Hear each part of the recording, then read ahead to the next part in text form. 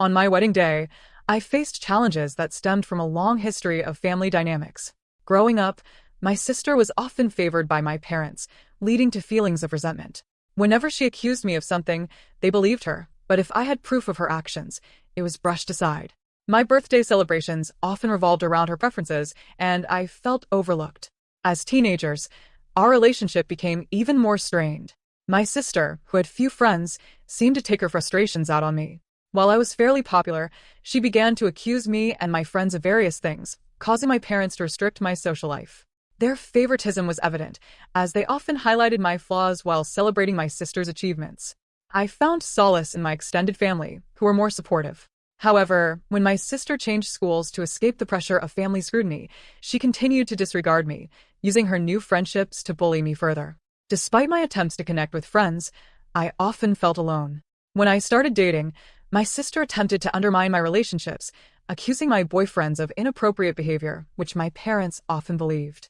This cycle of favoritism and accusations continued to impact my life. I often felt like I was being unfairly judged based on my sister's actions.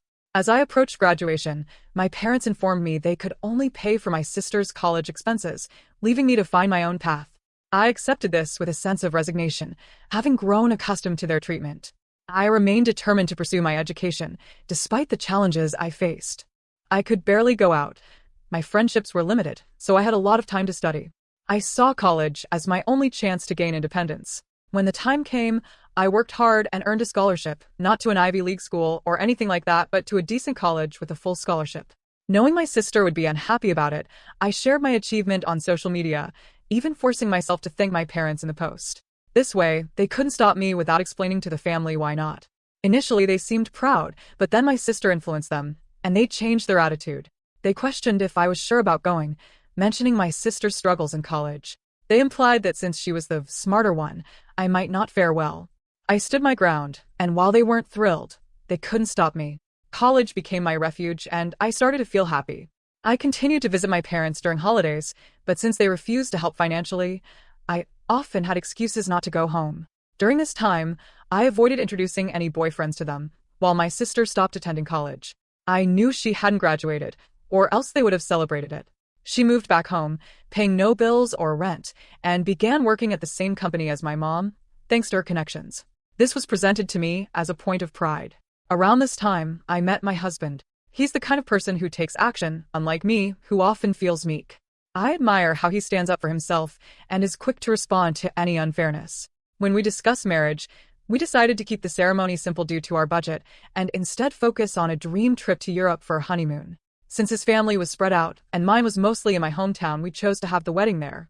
As we sent out the engagement announcements, my parents naturally wanted to meet him. I hesitated, wanting to stand firm, but I found it difficult. My husband, however, was ready for the encounter. He even bought a high-quality recorder to document everything.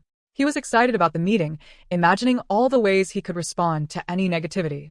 When he came back, he was buzzing with excitement. My parents had actually suggested that my sister should walk down the aisle at my wedding first. Their reasoning was that it was customary for the older sister to have that experience first, even suggesting she wear a wedding dress and have her moment at my ceremony. Now, my husband wanted to share his thoughts on this situation. Hello. When I heard what they suggested, my mind was racing. It was outrageous. I had a lot of clever comebacks ready, but something told me to play along. I told them I needed to think about it to see how my fiancé would react. Back to me. My husband relayed how my parents wanted the focus to be on my sister during my wedding. He had the recording to prove it. I was shocked. The distance had softened how badly they treated me, and I thought they wouldn't go so far. Thankfully, my husband's insistence on the idea of revenge helped me avoid a negative mindset. We had a blast thinking up ways to address the situation, from outlandish ideas to more feasible ones. We then called his much more level-headed brother. After deciding on a plan, which involved giving them 2 venue addresses and the wrong one, his brother cautioned us against it. He acknowledged he couldn't convince us to avoid retaliation but pointed out that some ideas could backfire and lead to legal trouble. So, we settled on a more benign plan. We would act like we agreed, but then hire security to ensure my sister wouldn't get in. Now, the rest of the plan was mostly my husband's doing, but he wanted me to share it. Importantly, everything he did was previously discussed with me, and they were our mutual ideas. He went back to my parents and probed their thoughts, assuming I might not be on board. However, he didn't see the issue and suggested that they help pay for things, creating pressure for me not to say anything. My parents looked shocked, and my sister literally skipped with joy. It was accepted. My husband also claimed that, due to past misunderstandings, all these ideas were mine, and I took pride in turning their words against them. I was often seen as controlling, and it was vital that none of this plan was put in writing regarding my sister walking down the aisle first. My husband began months of deception, where my parents and sister thought they were in control, while we cleverly maneuvered around them. They wanted input on everything, including aspects that mattered to me, like songs and colors. My husband would persuade them to let go of their demands, keeping me in line. We decided to check out the drink and menu options, accepting the lowest price choices. My husband took my sister to try them out, and then lamented that we didn't want to overuse my parents' goodwill. This prompted my sister to push for the best options, and my parents would assure me they'd cover the more expensive choices. The same tactic was used for the photographer and flowers. My husband even handed my sister a bouquet of flowers we wanted, and sadly expressed how I preferred different ones. This led my parents to insist we go with the flowers my sister liked. When it came to the wedding dress, we hit a snag. My parents suggested a dress that wasn't my style at all. We had planned to say yes but not use it. However, my mom texted me about it, leaving proof of the discussion. I stood my ground, and my husband offered to negotiate. My sister even suggested ruining my desired dress, so I'd have to wear the one my parents wanted. Throughout this, we kept our communications outside of texts to avoid any documentation. I found it amusing that my husband painted me as controlling while I encouraged him to do it. My sister did try to flirt with him, but he acted conflicted to sell the ruse. Eventually, the big day arrived. My parents and sister planned for my sister to walk down the aisle at the exact moment everyone was seated, avoiding my view. My husband had taken some leftover fabric from my dress alterations to show my parents as proof he had ruined it, then left to calm me down. As the moment approached, we kept our real security hidden. Initially, the guests and my parents saw only a woman checking names. Once everyone settled, we brought out the actual security, who looked like a bodyguard and had instructions to keep my sister out. When my parents received a text that my sister was just minutes away, they signaled for the ceremony to start. My bridesmaids followed their lead, without checking with me.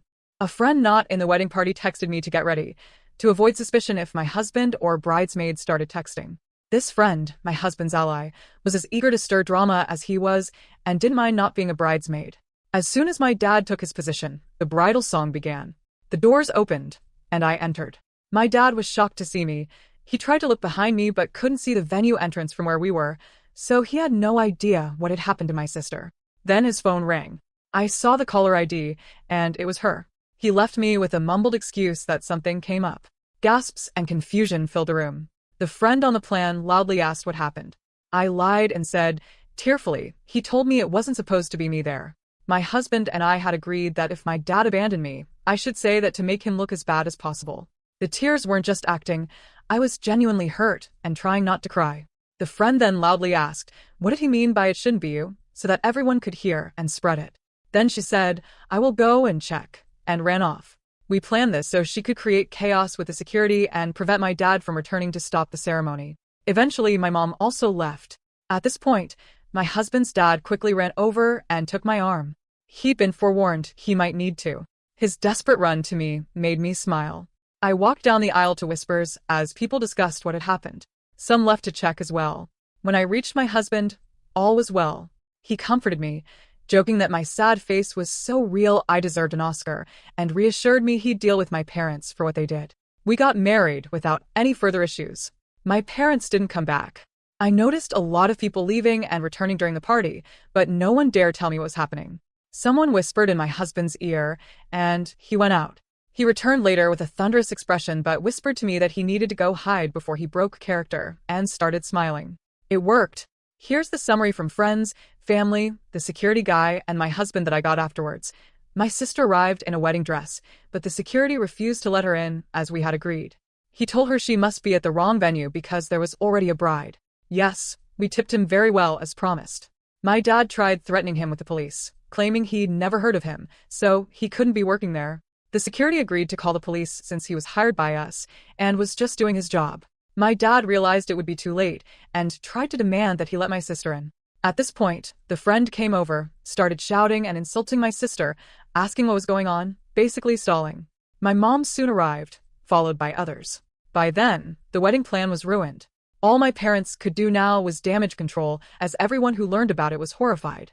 They tried to pull it off. People started screaming and berating them. The three of them naturally claimed it wasn't a secret and blamed my husband. When he was called over, my husband put on his best confused look and denied everything. To quote him, gaslight, gatekeep, girl boss. He denied ever agreeing to such a ridiculous plan. When they insisted he demanded proof, and of course, they couldn't provide any. All the text exchanges they could show were about normal wedding decisions. My sister was screaming, crying, and apparently sat on the floor kicking her legs like a child. My dad looked like he wanted to hit my husband, but security and other people held him back. Naturally, they claimed they had no proof because my husband told them not to text. My husband laughed and said, "Wow, how convenient, huh?" Then he repeated, "Why would I ever agree to something so messed up?" He ripped into them about being terrible parents and said he wasn't going to let their stupid plans and lies ruin his wedding. Then he went back to me. No one believed them. The venue had cameras, but they wouldn't show me the recording as it was only for security purposes. However, some people filmed parts of it. Watching my parents and sister get torn apart by everyone who came out to see the drama was delightful. After years of being accused of things and not being believed, seeing them get a taste of their own medicine was one of the best wedding gifts. My mother was crying, my dad kept changing from purple to white, and my sister was still on the floor crying and screaming. They kept insisting that my husband wasn't on it, but people kept asking why he would agree, why there was no proof, and why they wanted my sister to do this at my wedding. They had no good answers. Eventually, they were told to leave and had no choice but to do so. My dad apparently had to drag my sister up as she refused to leave the ground. Again, people said nothing to me all night.